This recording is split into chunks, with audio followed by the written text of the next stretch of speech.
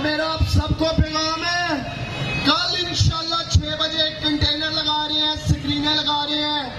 हाँ साहब को हमेशा जोश और जज्बे के साथ सियालकोट के लोगों ने वेलकम भी किया है, एहतजाज भी किया है, यकजहती भी की है। जब जब जलसे के लिए स्क्रीनें लगी हैं, सियालकोट वाले बड़ी तादाद में आए हैं। मैं अब सबका मुंतजर रहूंगा कल 6 बजे इंशाल्लाह ताला। इमरान